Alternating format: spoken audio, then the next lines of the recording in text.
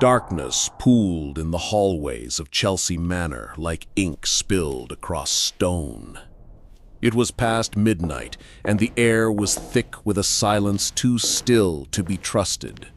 From behind a heavy wooden door, a soft creak echoed, a slipper on floorboard, the rustle of a velvet sleeve, the sharp breath of a girl who knows she's being watched, or worse, waited for. Elizabeth Tudor stood frozen just outside her chamber, back pressed to the cold wall. Barely 15, regal by birth, yet no crown graced her head, only doubt, suspicion, and a suffocating sense that something forbidden was unfolding beneath her very feet. From the far end of the corridor, a figure emerged, Thomas Seymour. Tall, handsome, and dangerously charming, his presence filled the space long before his boots touched the stone. He moved like a man with secrets, slipping through the gloom with purpose. A flickering candle in his hand cast tall, dancing shadows on the walls. He paused, then turned the knob to Elizabeth's chamber without knocking. The door closed behind him. In that moment, history held its breath. This was the scandal that would haunt a queen's legacy, the moment where innocence was questioned, where power and desire twisted into something darker. And yet, this is not where the story begins. To understand how England's greatest monarch found herself at the mercy of her own stepfather, we must rewind, past the flickering candlelight and whispered rumors, to the death of a king, the crumbling of a dynasty, and the making of a girl too clever for her own survival. But for now, let the scene linger. A teenage girl, alone in a palace that once belonged to her father, Henry VIII himself, now reduced to a pawn in someone else's game. Her only protection, a mind as sharp as a blade, and a silence honed by necessity. Outside her door, servants murmured behind hands. Inside, we can only wonder. Did she tremble? Did she resist? Or did she feel, for one aching moment, that someone finally saw her? History never recorded what passed between them that night, but it recorded the aftermath, the interrogations, the disgrace, the trial. A royal scandal buried for centuries beneath layers of myth and monarchy, now rising to the surface like a bruise long hidden. Because this is not just the story of a queen, this is the story of a child thrust into the deadliest court in Europe, of a man who mistook a crownless girl for a stepping stone to power, and of a silence that would shape the future of an empire. Elizabeth Tudor should have never become queen. Too scandalous, too stained, too close to destruction. And yet, she did. But before she could rise, she would have to survive. What could possibly drive England's future queen into the arms of her stepfather? Stay with us. What happens next is not only disturbing, it's almost impossible to believe. The year was 1547, and England was a kingdom without a compass. Its anchor, Henry VIII, was dead. The monstrous king, the lion of the Tudor dynasty, lay cold beneath Westminster Abbey, leaving behind a trail of broken wives, bastard children, and a court poisoned with ambition. And somewhere among the marble corridors and political whispers stood his daughter, Elizabeth, 13, uncrowned, alone. No crown, no protection, just a name and the enemies it summoned. Though the daughter of Anne Boleyn, Elizabeth had narrowly escaped the axe that severed her mother's neck. Her legitimacy had always been a question, her future uncertain. She wasn't the king's favorite, nor anyone's else's. Shuttled from household to household, her life was built on careful manners and quieter thoughts. But England in mourning was no place for a clever girl without power. It was a hunting ground. The young king, Edward VI, just 9 years old, now sat on the throne in name only. Real power belonged to the Privy Council and to the Seymour brothers. Edward Seymour, the new Lord Protector, and Thomas Seymour, the younger, the bolder, the hungrier. Thomas wasn't satisfied with scraps. He had charm, certainly. Handsome, daring, full of flirtations and wild schemes. But charm alone would not secure power, not in this court, this vicious. And so he turned to an old flame, Catherine Parr, Henry VIII's sixth and surviving wife. Within weeks of the king's death, Thomas had married her in secret. And with that union came something, or rather, someone else. Elizabeth. The Dowager Queen welcomed her late husband's daughter into their new household at Chelsea Manor. It was presented as an act of kindness, even familial duty, but behind the polite smiles, something darker stirred. Because Thomas Seymour didn't see a child, he saw opportunity. Elizabeth, now under his roof, became part of a dangerous equation. A girl on the edge of womanhood, a link to royal blood, a possible bride, or a pawn. And no one was watching. In the quiet mornings, Thomas would appear unannounced in Elizabeth's chambers. Sometimes he tickled her. Sometimes he slapped her playfully on the behind, all under the guise of fatherly teasing.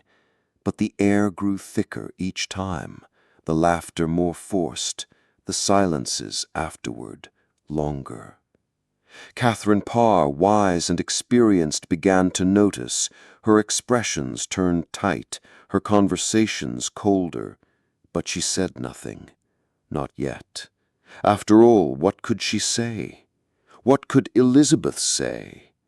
This was not the courtly world of ballads and noble deeds. This was the Tudor court, a nest of vipers where innocence had no place, and silence was survival. And in that silence, something unspoken took root. This was the beginning of the secret that would nearly end a queen before her reign ever began.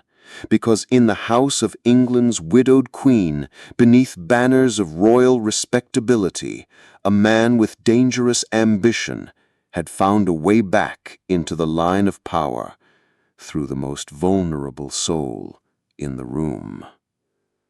She was a princess, yes, but she was also an orphan, and orphans have no protectors, only predators.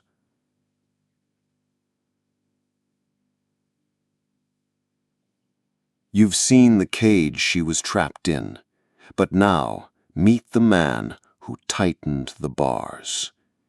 Keep watching. The next chapter reveals just how far he would go to claim what was never his.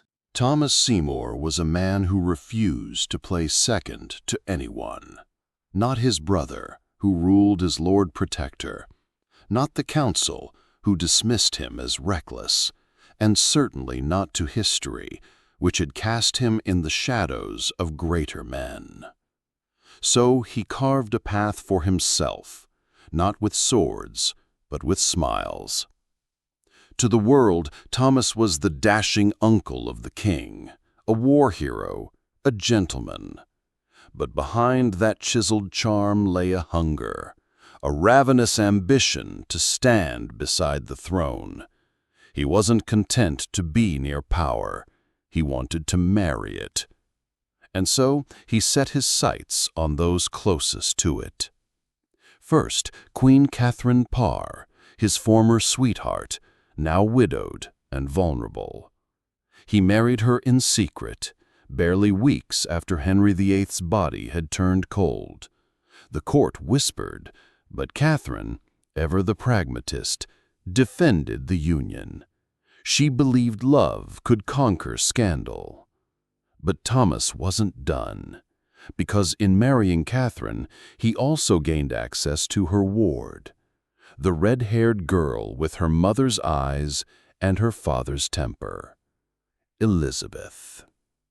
She was clever, sharp-tongued, cautious, but beneath the icy Tudor facade was a teenager aching to be seen, and Thomas saw her. He didn't need to speak it aloud. His presence said it all. The playful wrestling matches in the gardens, the early morning intrusions into her bedroom, the inappropriate jests that left her flushed and confused.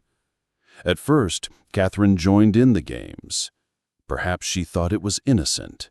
Perhaps she wanted to believe it was.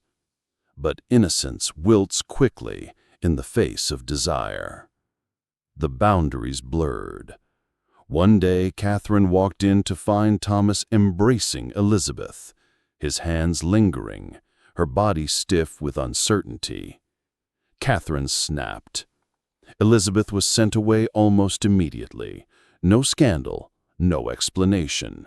Just exile from the only place she'd begun to feel known. Catherine's once warm heart grew bitter, poisoned by suspicion and betrayal. And Thomas, he didn't stop. If anything, his ambitions only sharpened. Because by then, he had a new plan. Elizabeth was no longer a girl. She was a Tudor, a rival to the throne. And if he could not reach power through her stepmother, he would seize it through the daughter. He wrote her letters, tested the waters. He wanted her back under his roof, perhaps as a ward, perhaps as a wife. And the girl, intelligent beyond her years, said nothing, neither yes nor no. In the eyes of history, these moments are murky. Was she groomed, manipulated, or complicit in her silence?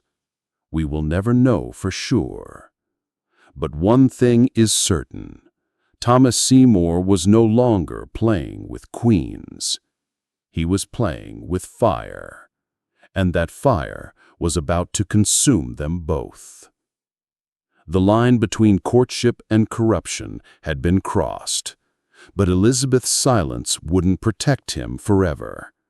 Because in the next chapter, a child is born, a queen dies, and a power-hungry man finally overreaches. Keep watching. The morning games are over. In the summer of 1548, the laughter in Chelsea Manor went quiet. What began as flirtation and dangerous teasing now curdled into something darker, something Catherine Parr could no longer ignore. The woman who had survived Henry VIII now found herself outwitted not by a tyrant, but by the man she loved and the girl she had once tried to protect. Pregnant and increasingly unwell, Catherine's eyes grew hollow. Her letters lost their warmth. In one, she wrote of being grieved by things I dare not write. The games between Thomas and Elizabeth had stopped, but only because the damage was done. The trust had rotted. Catherine retreated to her estate in Gloucestershire. There, in the final weeks of her life, she gave birth to a daughter. Her strength faded quickly. Fever took her mind. And within days of giving birth, Catherine Parr, the last wife of Henry VIII, was dead. It was said to be natural, childbed fever, a tragic common fate. But the timing, the suspicions, they lingered, especially when just weeks later, Thomas Seymour began petitioning the council to marry Elizabeth. She was 15, his ward, his stepdaughter, and his key to the throne. The court froze. Whispers grew into outrage. The Privy Council began asking questions. Why had Catherine died so suddenly? What had passed between Seymour and the princess? And what were his intentions now? Elizabeth was moved once again, this time under watchful eyes. But the damage had already followed her. Rumors turned to reports. Her servants were interrogated. Letters were seized. What had once been scandal was now evidence. And still, Elizabeth said nothing. Her silence was a shield, a wall, but Thomas Seymour had no such defenses. Desperate for relevance, he escalated. He tried to win the king's favor. He bribed guards. He even broke into Edward VI's chambers at night, hoping to steal the boy away, perhaps even stage a coup. He failed. He was arrested the next morning.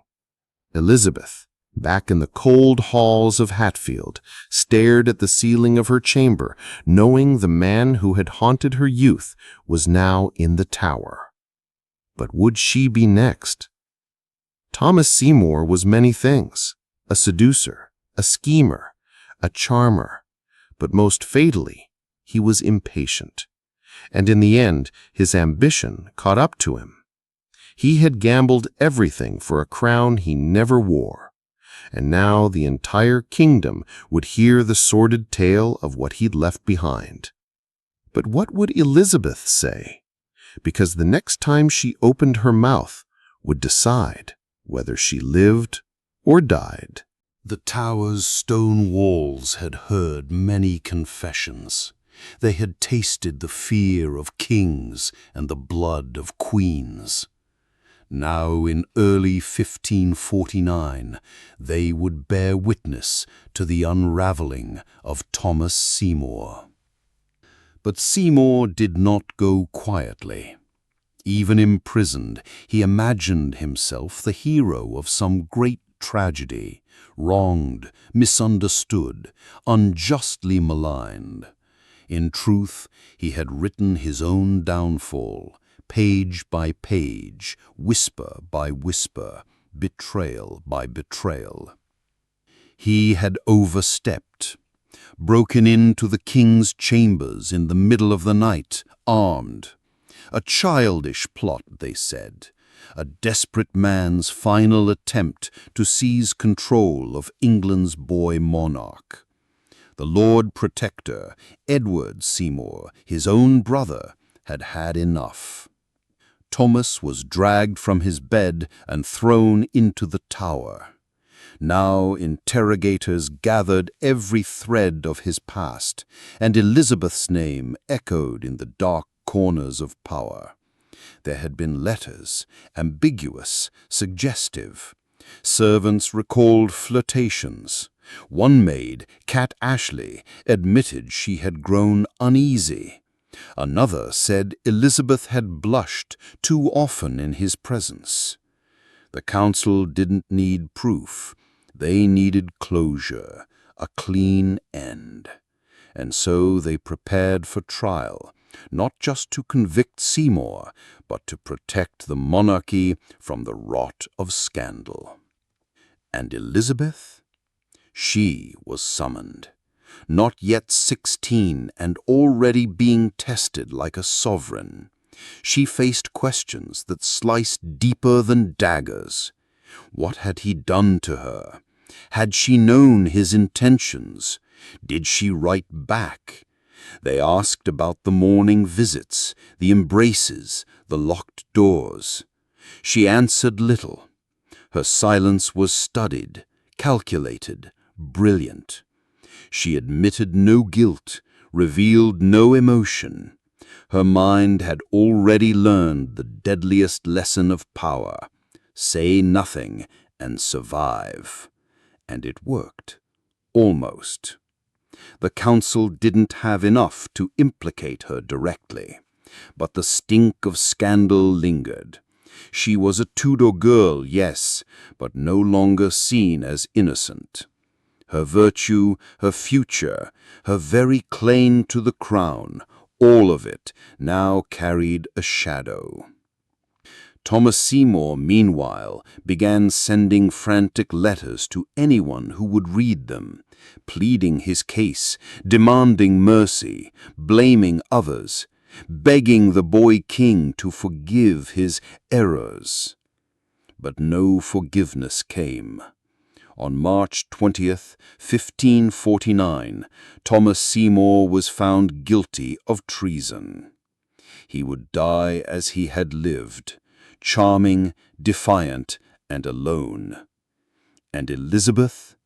She returned to her cold chambers in Hatfield, the world's eyes still fixed on her every move. She had survived the interrogation, but her silence had cost her something. Childhood, trust, illusion. Thomas Seymour thought he could play with power, but he forgot what power does to girls like Elizabeth. It teaches them to listen, to wait, to remember, and one day to strike back. But before Elizabeth could rise, she would first watch the man who endangered her reputation, perhaps even her life, face his reckoning. And what she does next will reveal more than any confession ever could. Hatfield House in winter was a lonely place. Gray walls, bare trees, silence so sharp it could slice through bone. Elizabeth Tudor sat at a writing desk, her ink frozen, her breath short. She was only 15, but the weight pressing on her chest belonged to someone twice her age. The council had sent their questions again and again. Each line read less like inquiry and more like accusation. Did he touch you? Did you welcome it? Did you hope to marry him? Every word felt like a trap, carefully placed to catch not truth, but weakness. She had answered before. She had said nothing wrong, but still they came. This was not the bright, bold court of her childhood. This was something else entirely, a cold theater of suspicion. And Elizabeth, once a princess, was now a suspect. Her governess, Cat Ashley, had been imprisoned, her servants scattered, her letters seized. She was alone, and the girl who once danced with laughter in the gardens now learned to keep her tears buried deep when no one could reach them. But Elizabeth didn't break. Instead, she sharpened. Her replies were precise, her handwriting immaculate, her face unreadable. She denied any knowledge of Seymour's treason. She acknowledged no impropriety. When asked if she had intended to marry him, her reply was chillingly measured. I never gave him cause. Behind her eyes, though, a storm raged. This was the moment when the girl gave way to something harder, something colder, something destined to wear a crown. She watched the council twist themselves in knots, trying to prove what she would never confess. They thought they could catch her like a doe in the forest, but Elizabeth had learned from the hunters, and she would outlast them all. Outside, in the tower, Thomas Seymour was beginning to panic. His letters grew more desperate, more unhinged. His charm no longer saved him. His wit no longer amused. He was becoming a liability, and the council needed to close the book. Elizabeth knew the page was about to turn. She had survived the questions, but survival came at a price. She had lost the last remnants of youth, lost the freedom to trust, to feel safe, to belong. And yet, she had gained something far more valuable: a mask, a lesson, a weapon. Because power, she now understood, doesn't come from bloodlines alone. It comes from knowing when to speak, and when silence can save your life. The girl who once blushed at Seymour's gaze would now watch his final act unfold. The tower waits, and the axe is being sharpened. Keep watching. The reckoning has come. The Tower of London was built to terrify kings. But on this cold March morning in 1549, it held a man who once believed himself untouchable. Thomas Seymour paced the stone floor, eyes sunken, lips cracked. The cold didn't bother him. What chilled him now was silence, especially the silence from Elizabeth. He had written her, of course he had, a final letter, desperate and pleading, but there was no reply. The charm that once filled courtrooms and seduced queens had lost its power. The council had declared him guilty. The boy king, Edward VI, his own nephew, refused to intercede. The writ of execution was signed. And as the headsman prepared the block, Thomas Seymour realized what the court already knew. He had lost. He had gambled with scandal, flirted with treason, played with the future Queen of England as if she were a trinket in his courtly games. And now he would die. On March 20th, 1549, Seymour was led to Tower Hill. He walked without resistance, still clinging to fragments of defiance. They say he smiled. They say he whispered something about honor. But as he knelt, the pageantry ended. One stroke, then two, and the man who had dared to touch the Tudor line fell silent forever. But his shadow remained, because back in Hatfield, Elizabeth heard the news in silence. There are no records of tears, no speeches, no rage, only stillness. The man who entered her life as a flirt, a guardian, a threat, was gone.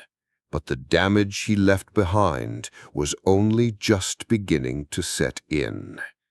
Her reputation was bruised, her name whispered in courtly corners, her path to the crown now lined with questions, and worst of all, her trust shattered.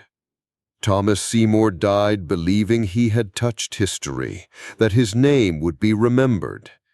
He was right, but not as a hero, as the man who nearly destroyed a queen before she ever wore the crown.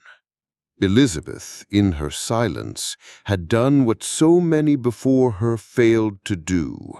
She outlived the threat, but she would never forget him, and she would never let it happen again.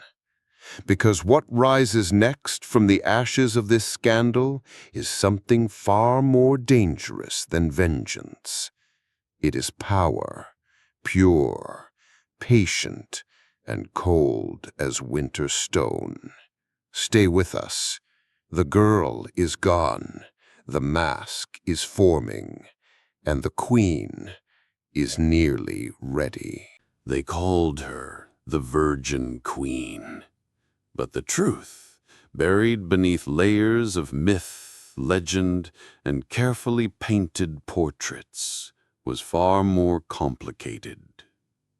After Seymour's execution, Elizabeth Tudor vanished from courtly gossip. She lived quietly, studied obsessively, perfected her every gesture, every word. She learned the art of survival not from books, but from fire. Fire she had barely escaped. She no longer trusted easily, not in men, not in counselors, not even in family.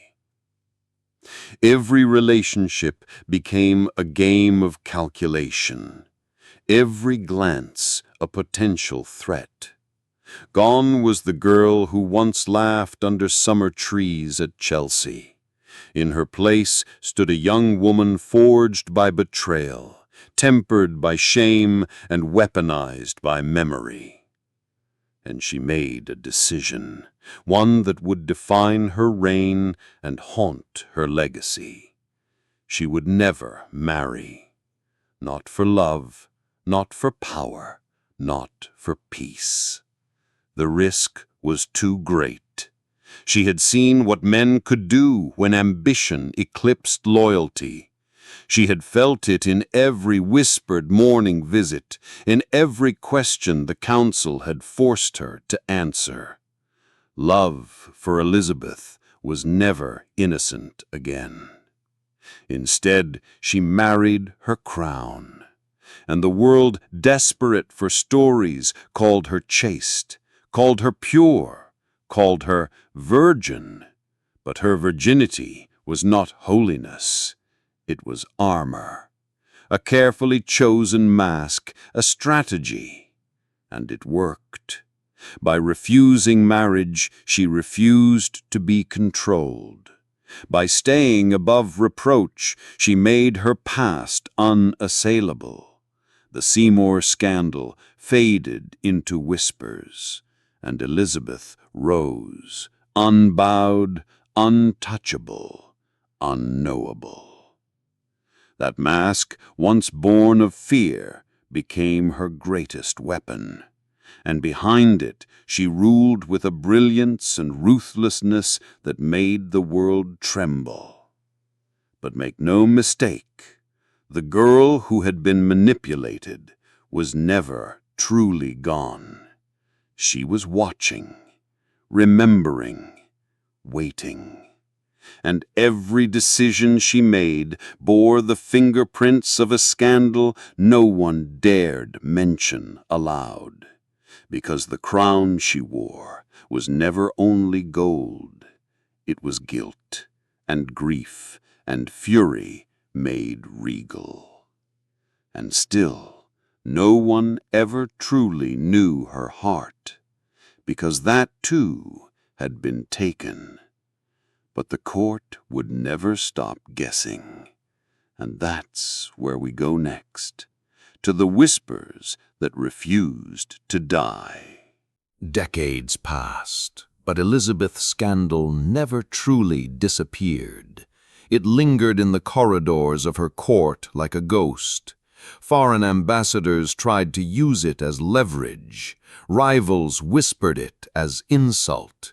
Even some courtiers, emboldened by drink or arrogance, dared to speculate.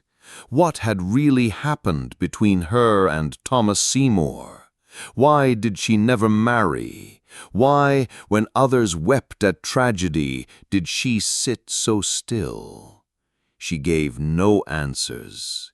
Even as queen, Elizabeth remained a fortress. But those who watched her closely saw flashes of something more. When questioned about Thomas Seymour, rare though it was, her tone changed. Not anger, not grief, distance. Like a locked room she'd never enter again. Some said she mourned him, others insisted she despised him. The truth, like so much of her, remained buried. But echoes of the past surfaced in curious ways. She took a fondness to young men in her court, brilliant, ambitious, charming. Favorites, she called them. Some wondered if she saw in them the ghost of the man who once ruined her innocence, or perhaps the version of him she had wanted to believe in. Each of those favorites fell from grace eventually, not with scandal, but with silence. Elizabeth never allowed anyone to get too close. The mask held, and yet, Behind that carefully cultivated image, behind the speeches and the splendor, was a woman who never quite escaped the past. Thomas Seymour had been dead for decades, but the damage he caused ruled with her. And when she died, childless and alone, her courtiers mourned the queen.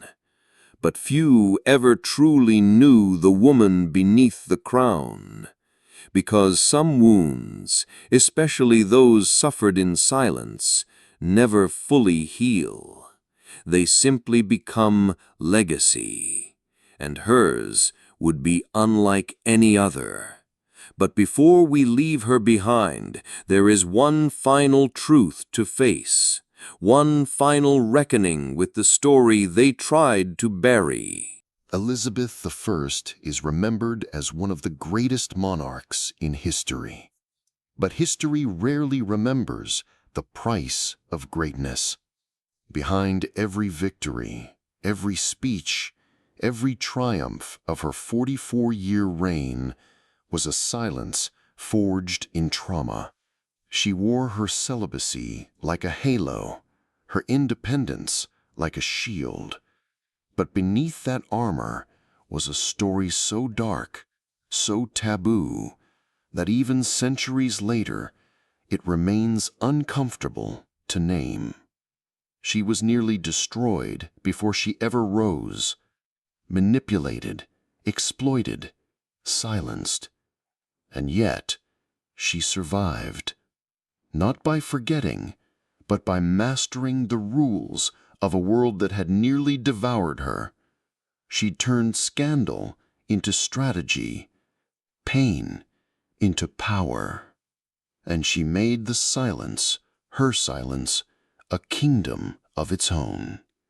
But the question remains, how different would her life have been if the line between guardian and predator had never been crossed? If her stepfather had been her protector, not her warning? Would she have loved, trusted, laughed more easily? We'll never know, because Elizabeth chose not to tell that story. So we tell it now, not to rewrite her legacy, but to understand it, to see the girl behind the mask, to remember that before she was a queen, she was a child caught in the crosshairs of ambition and desire. And she survived, not despite that story, but because of it. This was history's forgotten truth.